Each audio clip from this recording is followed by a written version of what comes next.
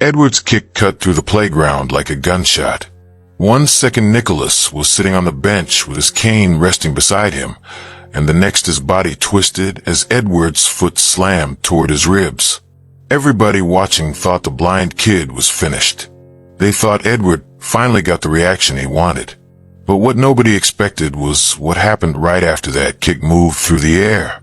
Nicholas shifted the tiniest bit, almost like he heard the attack before it even started, and Edward's leg sliced past nothing but empty space. The whole crowd froze. Even Edward stopped breathing for a second. Something didn't make sense. Something felt wrong about the boy everyone assumed was helpless.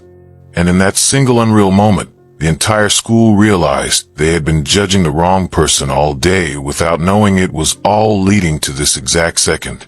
If you want more moments like this, make sure you subscribe before we continue. When the morning actually began, the hallway looked normal. Nothing dramatic, nothing loud, just the usual mix of guys talking, lockers opening, and shoes scraping against the floor. Nicholas stepped through the entrance with his cane tapping lightly as he traced his path forward. His movements were steady and careful. He didn't rush, didn't fumble, didn't look uncertain. He simply listened and walked. A couple of students near the lockers whispered to each other. One said, "He's new around here." The other replied, "He moves like he's used to this place already." Nicholas kept going, without reacting to anything being said around him. Farther down the hallway, Edward leaned against a locker with his arms crossed. The moment he noticed Nicholas approaching, his expression changed. One of his friends asked, "What are you staring at?" Edward muttered, "I don't like how he walks around like everything is simple." His friend shook his head and said, "You're reading too much into it, man." Nicholas reached the stretch of hallway where Edward and his group stood. He was about to pass when Edward shifted forward and bumped him deliberately. The hit wasn't strong, just enough to break balance, but Nicholas caught himself and stayed upright. He said quietly, "It's all right."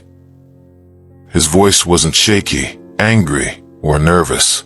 It was calm in a way that somehow irritated Edward more than anything else.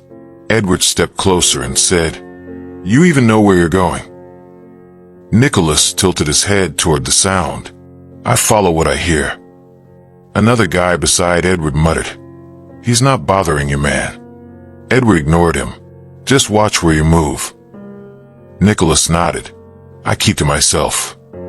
Edward kept staring at him long after he walked away, his jaw tightening as if the simple steady tone in Nicholas's voice bothered him on a level he couldn't even explain. Nicholas kept walking with the same slow rhythm, completely unaware that Edward's irritation wasn't fading. It was growing into something that would explode later, long before anyone had time to stop it. First period settled in with that quiet mix of shuffling feet and sliding chairs, the kind of routine background noise that makes it easy to forget anything unusual is happening. Nicholas took the seat near the front and placed his cane against the side of the desk. He kept his hand still, listening to every small detail around him as if each sound helped him understand the layout better. He didn't reach for a notebook or a pen. He just sat upright with steady focus. Edward dropped into the chair behind him and tapped the floor with the heel of his shoe. One of his friends leaned toward him and whispered, "You still bothered about the hallway thing?" Edward murmured, "He thinks he's smarter than everyone else." His friend frowned. "He didn't say anything to you, man." Edward didn't answer. He tapped the desk with his knuckles instead, making sure Nicholas could hear it. The teacher started speaking, and the room settled. Nicholas adjusted slightly toward the voice, giving his attention completely. Edward flicked a small paper scrap at Nicholas's shoulder. It bounced off lightly. Nicholas reached down, picked it up, and placed it on the edge of his own desk without reacting. Edward leaned forward. "You don't talk much, do you?" Nicholas replied softly, "I listen. It helps me learn." Edward smirked. "Must be nice not needing the board."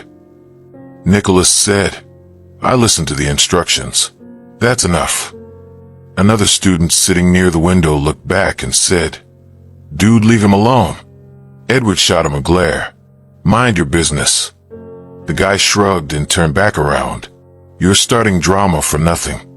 Edward ignored him and flicked a pen this time. It hit Nicholas's arm. Nicholas reached over, picked it up without hesitation, then reached behind him and placed it on Edward's desk. He didn't turn his head, didn't show irritation, didn't ask why it happened. He just set it down calmly and rested his hands on the table again. Edward leaned forward with a tight whisper. "Why you do that?"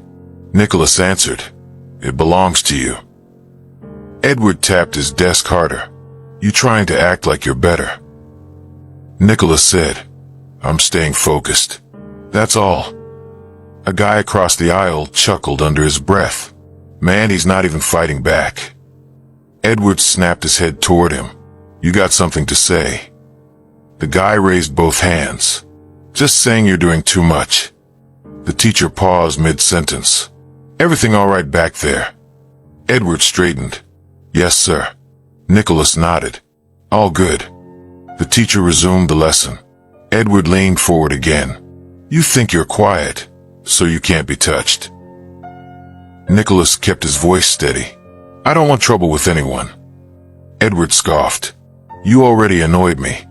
Nicholas said, "I'm simply trying to understand the class." Edward sat back with narrowed eyes, tapping his foot with sharper rhythm now. Other students traded looks, sensing something building. Nicholas stayed still, unaware of the resentment gathering behind him, unaware that Edward's frustration was shifting into something sharper with every calm reply he gave. The cafeteria always carried this mix of noise, clattering trays, voices bouncing off the walls, and footsteps weaving between tables. Nicholas moved slowly through the entrance, with one hand guiding along the edge of a bench until he found an empty spot in the far corner.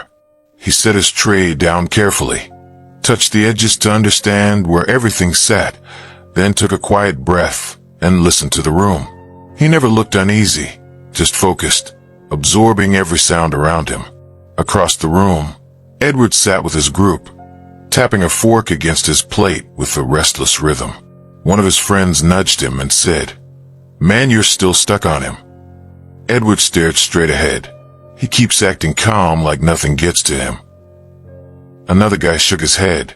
"Dude, he's not doing anything to you." Edward leaned forward. "That's the problem." A guy 2 seats away whispered, "Why do you care what he does?" Edward replied, "I don't like when someone walks around like he's above me." Another friend muttered, "Bro, he literally said nothing to you." Edward pushed his chair back a little. "I'll make sure he notices me." Nicholas took a bite of his food and kept listening. A couple of students sitting at the next table whispered softly. One said, "That's the new kid from this morning." The other replied, "He seems chill." Nicholas didn't react. He only adjusted his tray slightly and focused on eating. Edward slammed his soda can onto the table, making several people flinch. One of his friends muttered, "Relax, dude." Edward stood up halfway. "He thinks staying quiet means I won't do anything." Another student nearby said, "You're reading this wrong." Edward snapped, "I said I'm teaching him respect." From across the room, someone hissed, "Yo, calm down." Edward shot back, "Stay out of it." Nicholas heard the loud slam, but didn't turn his head. Instead, he asked softly, "Is someone upset about something?" A kid at the next table answered, "Nah man, just ignore it." Nicholas nodded. "Okay." Edward watched him with clenched teeth. "You see that? He hears everything like he's above everyone." One of his friends said quietly, "He's blind, man. He listens to get around." Edward slammed his hand onto the table again, stopped defending him. Several tables went silent for a moment, eyes bouncing between Edward and Nicholas. The room felt different. The usual loud lunch atmosphere shifted into a strange alertness.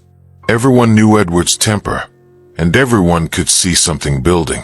A kid from another table called out, Edward, chill, bro. He isn't even looking at you. Edward glared. He doesn't need to. Nicholas finished his drink slowly, placed the cup back down, and folded his hands on the tray. He wasn't scared. He wasn't irritated. He just sat still like someone waiting for the next class. But the calmness only pushed Edward further. Edward's friend leaned in. Do not do anything stupid. Edward stood up fully. I'll handle him after school. His group exchanged worried glances, but none of them tried to stop him. Everyone nearby felt it. Music class felt quieter than the rest of the day, almost like everyone used it as an excuse to breathe after the noise of the halls. Instruments lay across tables, scattered sticks, random chords floating around as guys tuned guitars or tapped keys. Nicholas sat near the back, his fingers brushing the surface of a drum while he listened to each vibration travel through the skin. His touch was slow, controlled, almost like he was mapping the instrument with sound instead of sight. Edward entered a moment later, his steps heavy enough to shift the air around the room. He dropped his backpack beside Nicholas with a hard thud. A few heads turned. Nicholas continued feeling the drum rim, pausing briefly as if noting the new sound near him. Edward leaned down a little and said, "You sure you belong here?" Nicholas replied softly, "Yes. My schedule places me in this room." Edward dragged a chair, scraping it across the floor